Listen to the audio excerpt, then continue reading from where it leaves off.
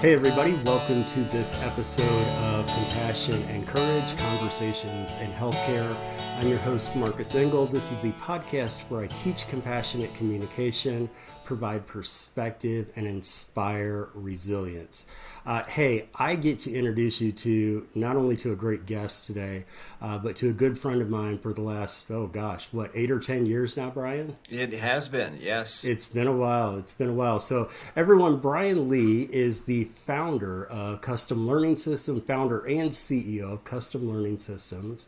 This is a healthcare consulting company based in Calgary, Canada. And Brian is not only a certified speaking professional, as I am, but he is also the founder of the Service Excellence Conference, Healthcare Service Excellence Conference every year that I've been able to speak at now for several years. Such a part of my business and my network.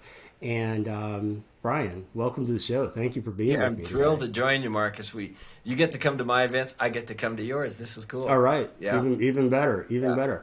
So one thing in the podcast, there's always like people throw out rapid fire questions at the end and such like that. I decided I was going to change that up a little bit today. Is that cool? Cool. Okay. So Brian, one of the questions I have for you, just to get to know you before we even get into all of the compassionate healthcare that you were helping establish around the country. But let's think back to when you're 16 years old, right? You're in high school, you're hanging out with your friends after school, or it's a Friday night, you're cruising around. What are you listening to when you're 16 years old? Man, I'll tell you, I was starved to listen to anything that was rock and roll. And I remember how upset I was that the local radio station that played rock and roll stopped playing it. And we had to listen to a radio station 200 miles away, and it was crappy. So we're in the era of the Rolling Stones and the Beatles and just great Beach Boys and everything else. And all you could listen to is country music. God help us. And as much as I love country music, it is nice to have options like Sirius XM these days, isn't it? Exactly. So we didn't have those options then, and then finally a station did start come around and became commercial, and my life was back to reality. But I was just couldn't imagine life without the Beach Boys and some of the great groups of the time, and Evolved as well. Nice. I knew you're a big Beach Boys fan. Do you have a favorite album? I have, and I own every I have a little shrine here in my den towards Beach Boys. The Goldie Oldies, the best of the Goldies. There's several of them, but Help Me, Rhonda. Here's my theory. My theory is no president would declare war if they would be able to listen to Barbara Ann. If you're singing Barbara Ann, you're not going to war. You're going to want to have a good time, hang out with friends, make love, and enjoy life, and forget this heavy stuff. Nice. I love it. And I love that you have a little shrine, you said, in your den. I do. Here, just outside the studio, the first thing you come to outside the studio is a full bath. And this bathroom is a shrine to Johnny Cash and Bruce Springsteen. No way. Wow. That great. Oh. And we call this bathroom the Johnny because we think it's funny. So Love well, it. Brian, I'm so glad to be able to interview you today.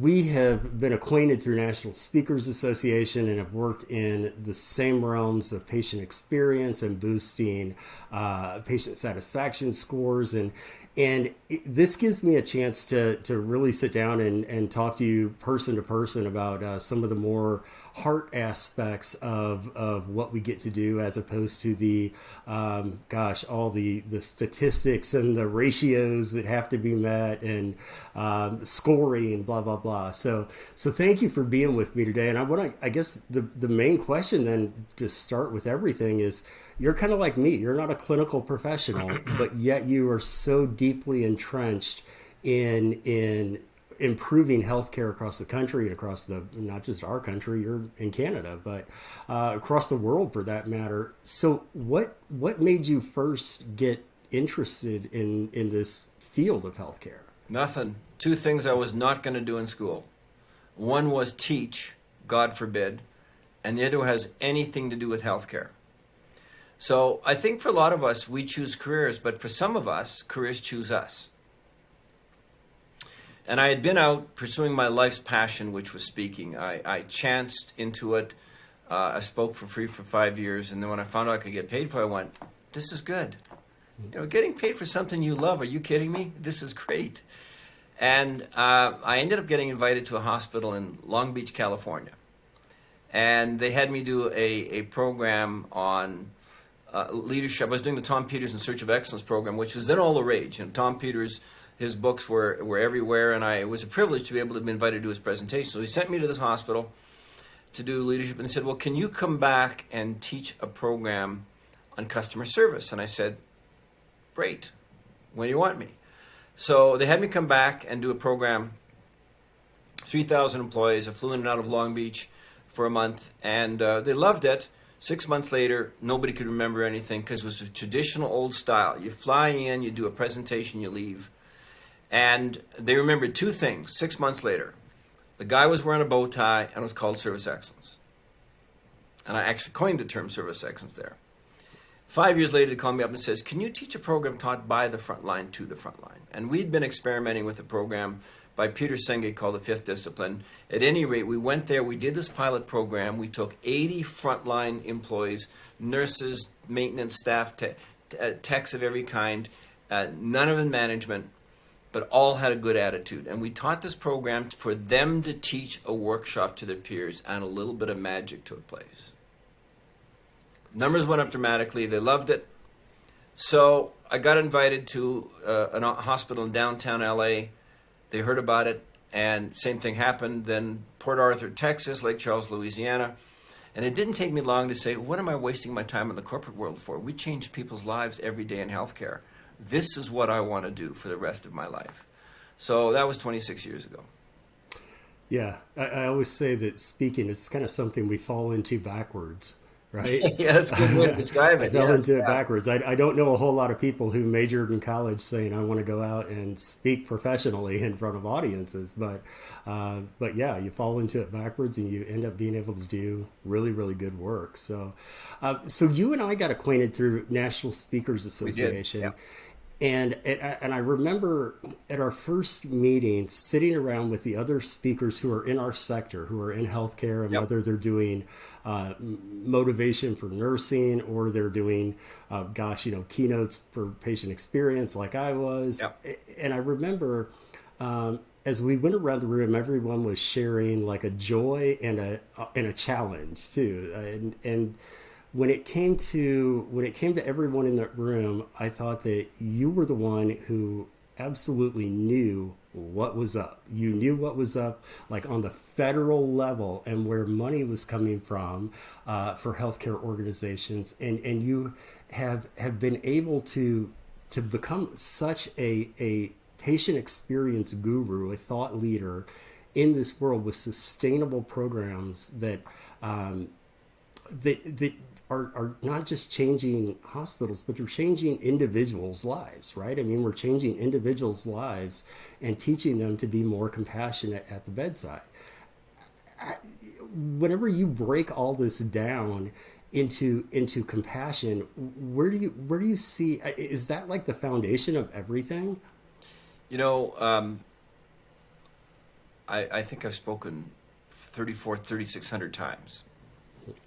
And I was speaking at a community hospital, critical access hospital in Carthage, Illinois. And 6 times in 2 days, I don't know if you've ever done that, 90-minute presentation.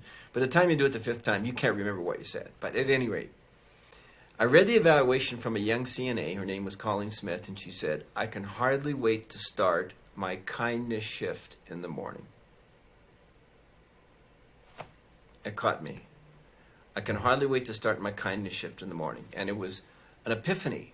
Now, I've had lots and lots of epiphanies. It keeps you going. And when you hear this kind of feedback, of course, when you know that people are using your ideas, what higher compliment, what more meaningful role is there in life to know that you've affected somebody's thinking in a positive way that they can use? But it seems to me at the end of the day that what we're all about, what you and I both are about, you do a much more profound, impactful job than I do, but what our custom learning is all about is to shift the culture in a healthcare organization of people who got into healthcare because they want to change the world, wanted to help others, wanted to make a difference, and kind of got lost, and end up working in an environment that becomes task-driven, job-driven, because they think their leaders are financially driven.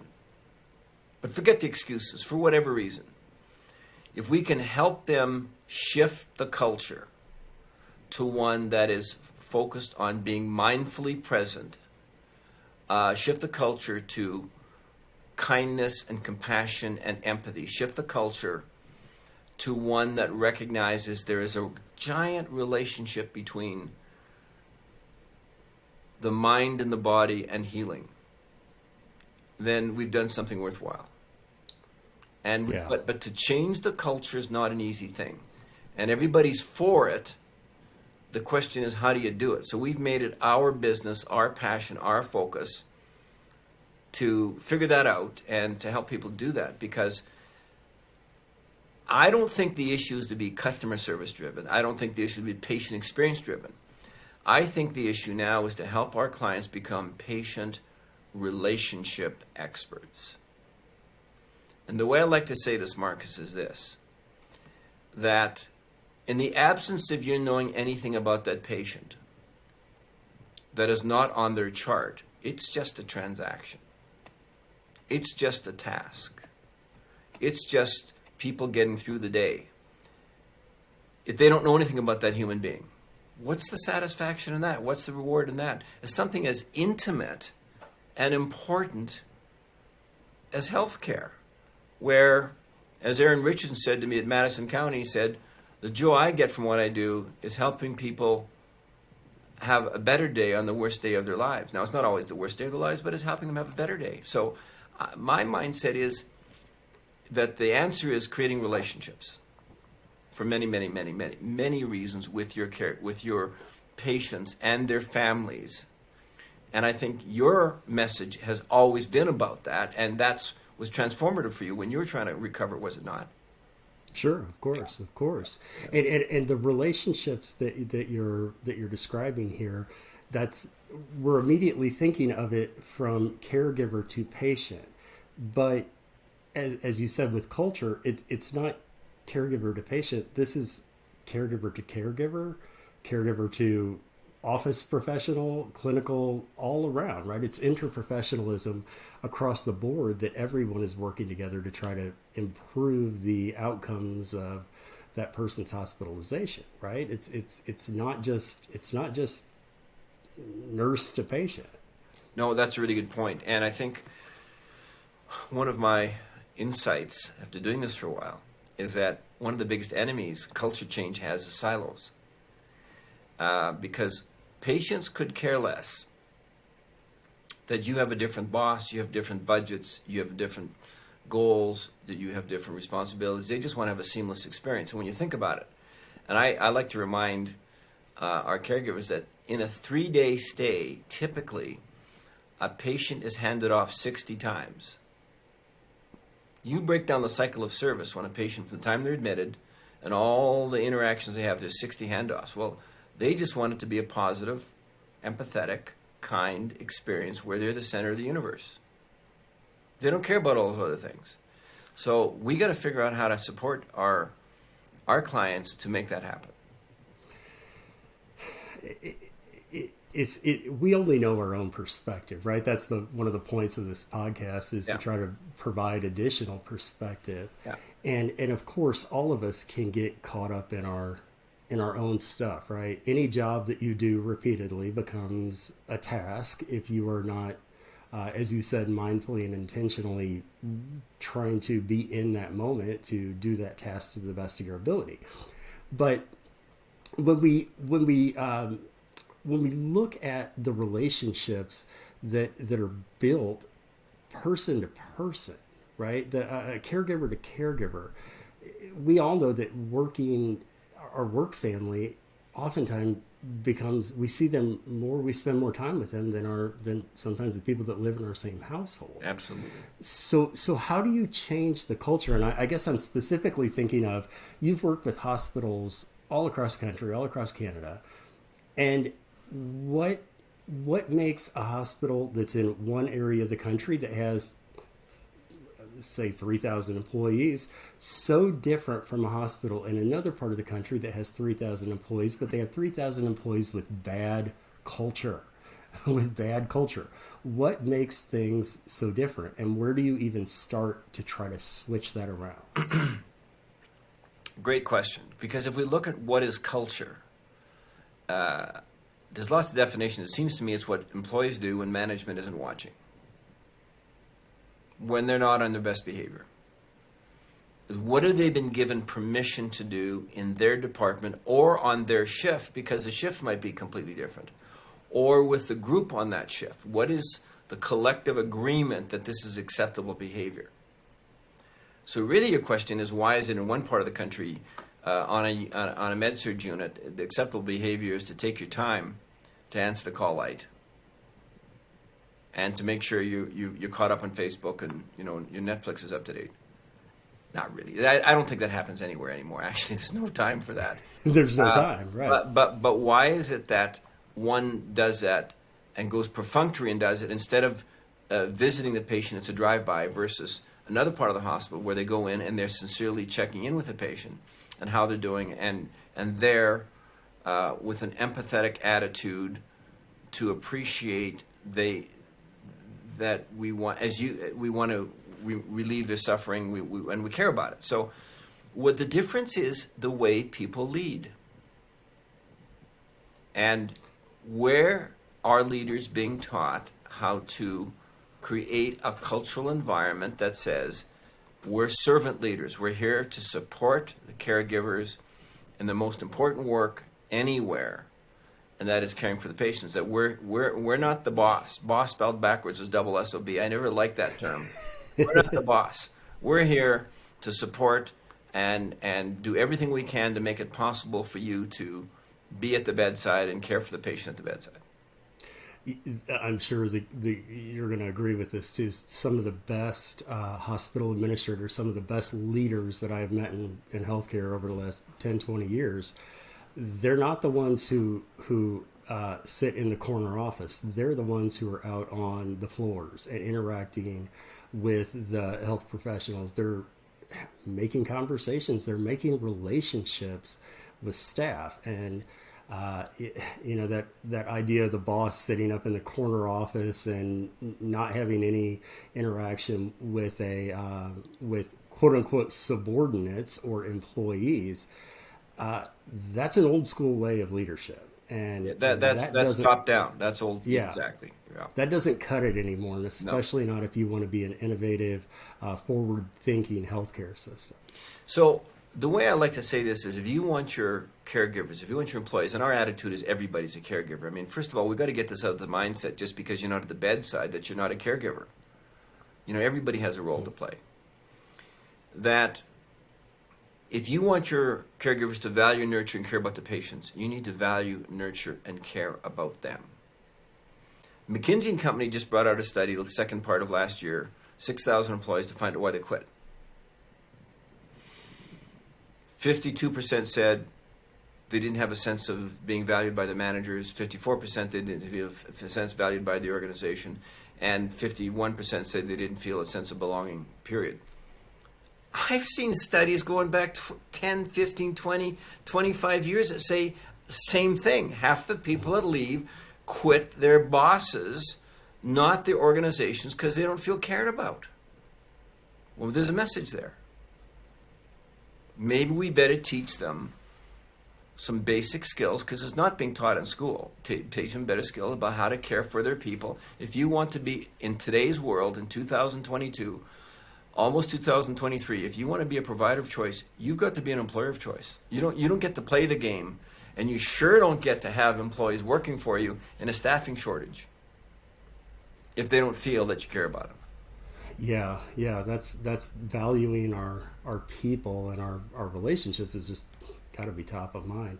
I want to change gears with you a little bit because we're talking at some high level healthcare stuff, right? We're talking about staffing and how to fix staffing and big cultural change, et cetera.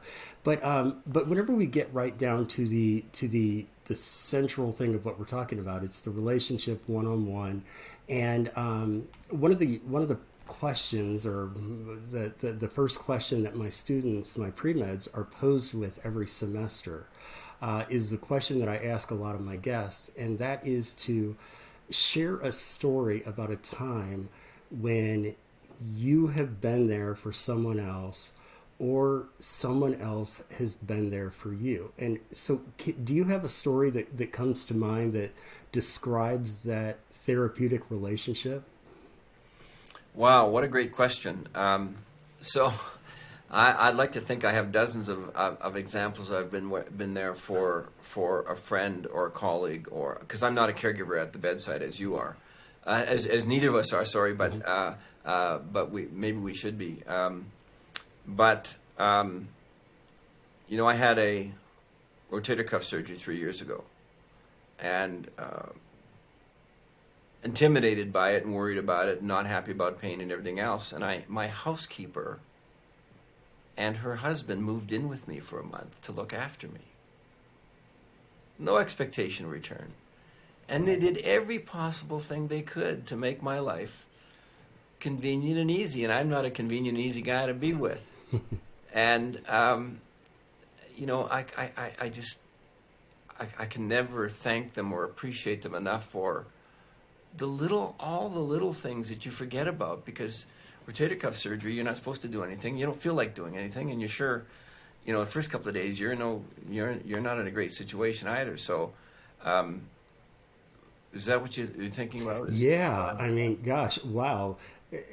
The definition that we always use at Notre Dame for compassion is witnessing suffering, being moved by that suffering, having a desire to ease the suffering, and then actually doing something to help. That's compassion.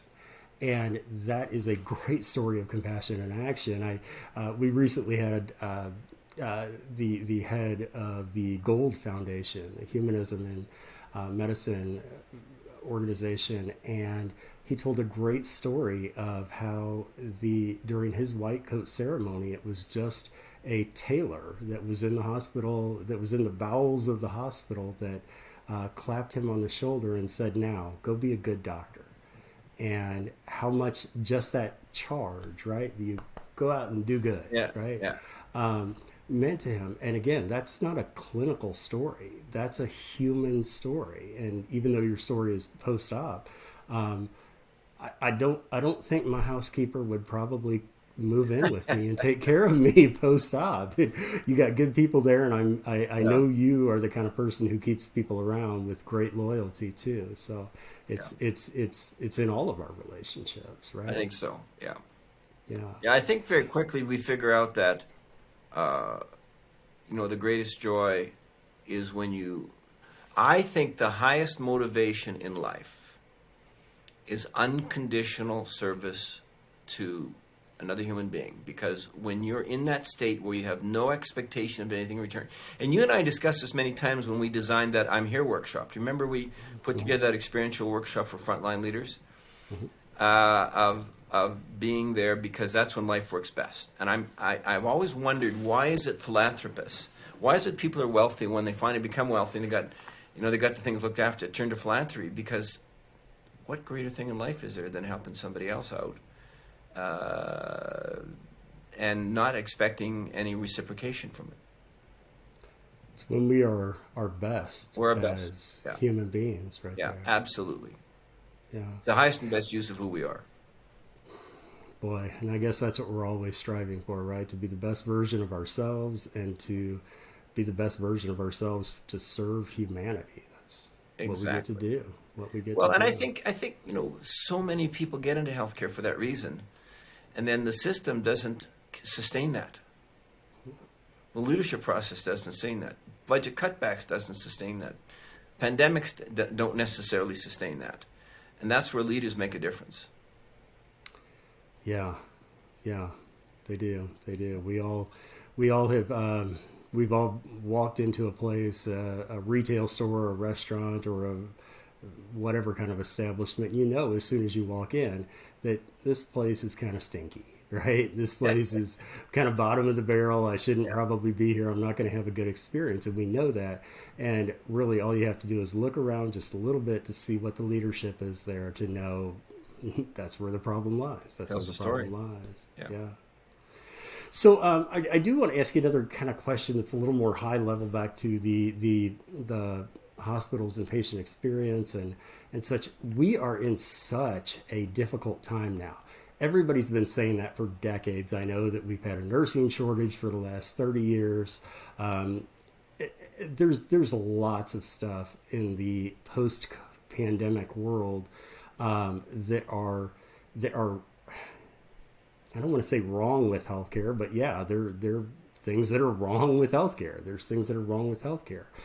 Where do you think that the typical hospital administrator, the typical hospital leader, and maybe not even within a hospital, but in long-term care, et cetera, where do you think that they can start to help make the change? On staffing or on culture or Boy, what do you all think? of the above. You know, Yeah. you walk into a place and you know that this isn't right. People shouldn't be treated like this. You know, people shouldn't have to wait for an hour to be seen by a doctor or press a nurse call button and wait another 45 minutes to get what you need. That's not right. And so I guess whenever you look around a place, you walk into a place that you know is just lacking. Where do you start? Good Where do question. leaders start? So, since we tend to be driven by processes. I believe that if you have a problem, make it a procedure, and it won't be a problem anymore. And my mindset is the problem is not people; it's the systems that people work in. So my starting point would be this: if you're an administrator or a leader, and you notice and you observe things could be better, step number one is pay attention to the way you measure the patient experience. What you measure, you treasure. If you don't, and if you don't, how would you know how to improve, right? So we need to use the data, and for most organizations, most healthcare organizations pay vendors to measure, but they don't do anything with the answers. So if things aren't good in a unit, things aren't good in a long-term care facility, or things aren't good in a clinic, usually these organizations are paying someone to measure the experience. Pay attention to what your patients are saying to you. There's two things you need to know. What's the raw score and what's the percentile rank? And I don't want to get technical on here, but I do this little exercise, Marcus. I've done it hundreds of times. I have everybody in my audience get up and say, you can remain standing if you can answer yes to one of the following 5 questions. And don't bluff, because I may call upon you for the answer. Question number 1, do you know your latest patient experience scores? I didn't say kind of know them. I say know them. Question number 1. Question number 2, can you tell me how the scores have changed since a previous report? Usually every 3 months. Question number 3, can you tell me what are the top 2 things your patients say you do best? You'd want to know that because you want to honor and celebrate people who do well. Question number 4, can you tell me what are the top 2 dissatisfiers? I mean, think about it for anybody. Would you not want to know what are the number 1, number 2 things that are taken off your customers or your audience? And then I see my 5th question is, if I interviewed every one of your employees, would they be able to tell me what is their customers' number 1 dissatisfier and what they're doing to fix it? So I've done this hundreds of times. Marcus, how many people are standing when I get to question number 5? Yeah. Yeah. Usually none.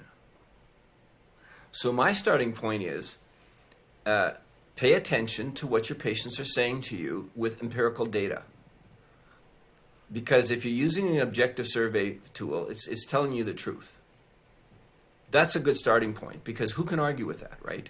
Start there and make that at the foundation, survey literacy, the starting point for your interventions. Now, we can talk about interventions for the rest of the day, but the starting point is, it can't be your opinion. It's got to be, because just because you think it's not happening, perception equals deception. The way most patients are not comfortable giving honest feedback to their caregivers.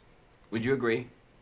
I would agree that nobody wants to hurt other people's No feelings. one wants to hurt other And people, if and you, no one wants to yeah, jeopardize the care they're going to get. I like to see. right. Absolutely. Yeah, that too. I mean, how Right. many Of would bother course. complaining about food in a restaurant because what might happen to that food on the way back from the kitchen?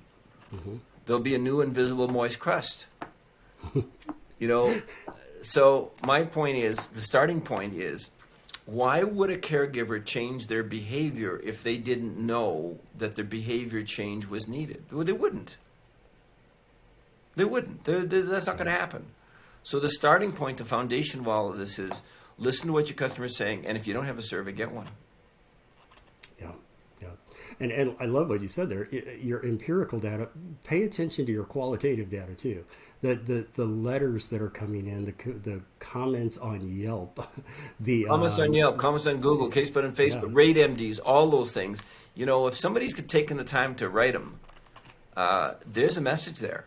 yeah. At least pay attention. They may not be right, but you should at least heed what is being said and take it into consideration. Dr. Michael Klein, who was our chief medical officer, said something pretty cool. He said, when patient experience is good, clinical competence is assumed. When patient experience is poor, clinical competence is in doubt. So start taking a look at what people are saying about your clinical competence, because if they're questioning all the time, guess why? I think most healthcare organizations do a very good job on clinical. Would you agree? I would like to. Yeah, we'd like to. Yeah, we'd like to. Yeah. I'd like to. Not always the case. I'd like to. Not always I the think case. I think people usually have their heart in the right place, but Yeah. we know that mistakes happen with human beings. All the time. All the time. Diagnosis. You know who writes a great book on understanding diagnosis? Is Dr. Jerome Groopman, who wrote the book, The Installation of Hope. That ought to be a must-read about how badly we misdiagnose. The average male physician interrupts a patient when they ask them to describe the condition in 18 seconds. And by the way, the more updated research shows 11 seconds. Well, maybe you haven't heard them fully. So, yeah, we'd like to believe. Yeah, we'd like to. Yeah. Well, so let me throw a couple more questions your way, but in the time that we have left, and these are kind of going to move out of the realms of healthcare and just into kind of personal stuff. But let's say that you have, let's say that you get banished to a desert island. It's a very nice desert island, perfect weather, right? You've got your palm trees, et cetera, but it's a well-equipped desert island, and you get to take with you one piece of art. And whether that art is a piece of visual art, a book, a movie, a Netflix series, Broadway musical, opera, what piece of art, or another way of asking that is, what is a piece of art that really speaks to you? Great question. My favorite movies, for sure, and my favorite genre of movies are feel-good movies. It reminds me of who I am and what I believe in and what my values are, and they take you through a bit of an emotional roller coaster. But I would say that a movie, and I can name some of my favorite movies, but I would say that would be it. Feel good movies keep you connected to your personal mission and heart. I've always felt I was in politics for 9 years, and I'd like to think I tilted at windmills and stood up for people that needed a voice, and so I have that sense of not wanting people to be treated unjustly or unfairly. Mm-hmm. That's core to what I believe.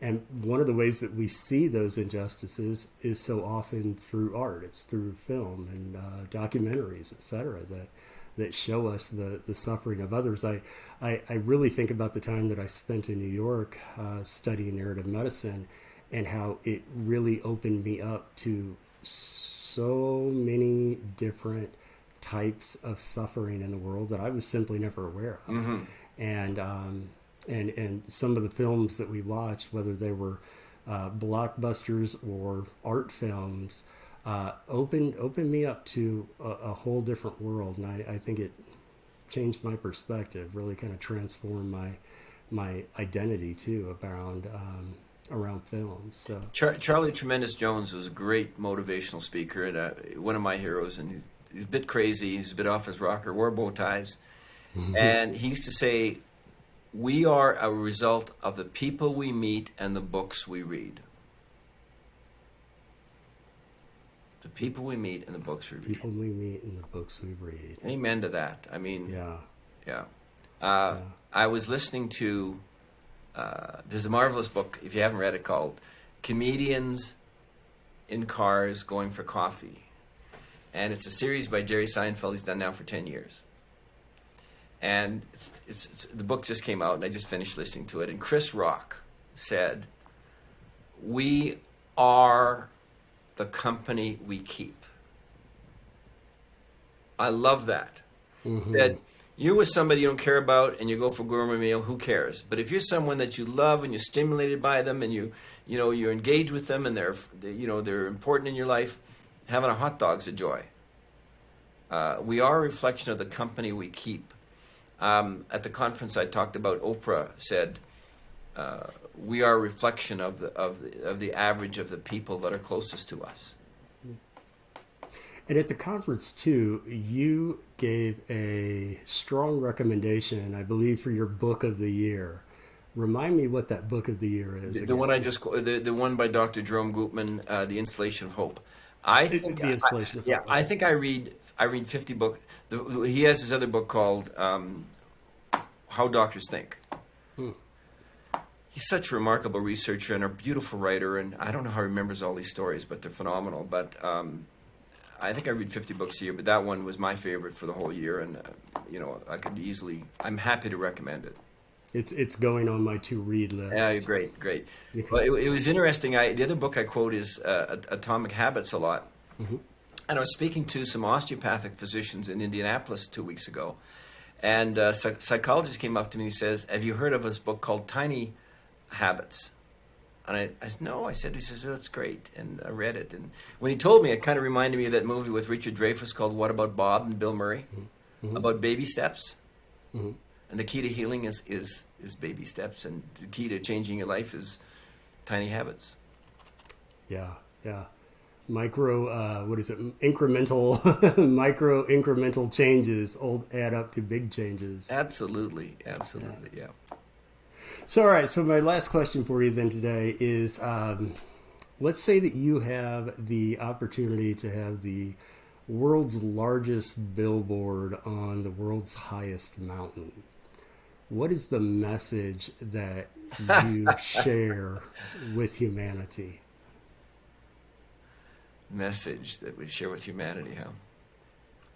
Wow, what a great question. The largest billboard.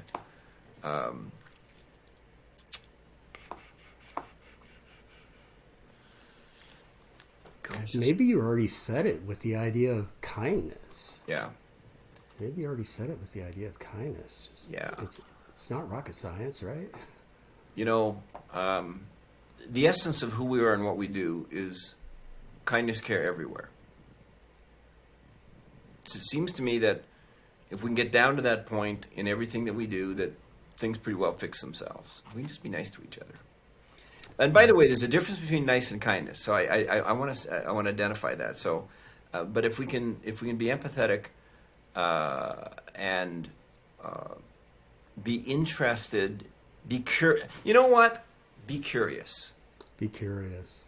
I just think that when it comes to connecting with other human beings, if we can get out of our own way and be curious about the other human being, everything works the best. Yeah, be curious. Be curious. Good stuff. Two good words. Walt Whitman, be curious.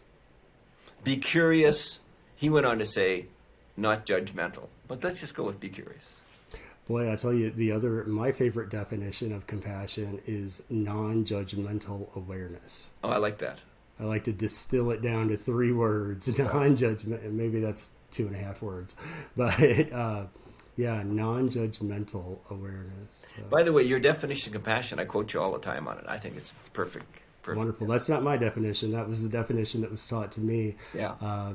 In my academic world. But Nice. Brian, I want to thank you so much for being with me today and for putting on a first-class event every year for hospitals from around the country, around the U.S., and not just hospitals, but clinics and behavioral health hospitals. We're really in such a fortunate place, and I am, by way of you, by virtue of you, bringing me to the Service Excellence Conference every year.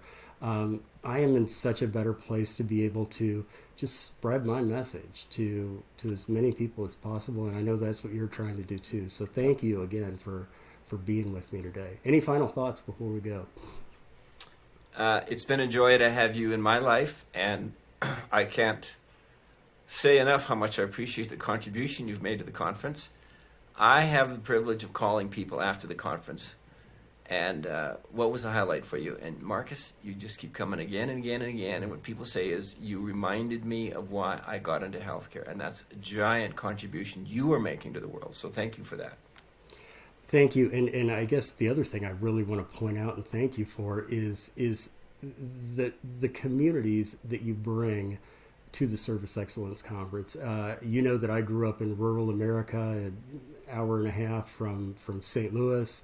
My parents still live in rural America, still out on the same farm that I grew up on. And because there are so many attendees of the Service Excellence Conference that are from critical access hospitals in places like where I grew up, I know a lot of people think that they call the Midwest flyover country, right? You're only going from New York to LA or Seattle to Miami or those kind of things. But there's so many communities all across this country that feel kind of left out by major metropolitan areas and kind of get the shaft as far as the overall feel of America towards rural areas. And I love that you embrace so many critical access hospitals and really keep those people who are doing the same work just in smaller facilities. I'm really glad that you always make sure that they are represented and cared about in the same way as major systems and facilities. Thank you. Yeah. Brian Lee, thank you so much. We're going to put links to Custom Learning Systems and to the Service Excellence Conference in the show notes. And again, thank you so much for being with me. Friends, thank you for joining me for this episode of Compassion and Courage, Conversations in Healthcare. This is the podcast where I teach compassionate communication, provide perspective, and inspire resilience. Thank you all so much for being with me today.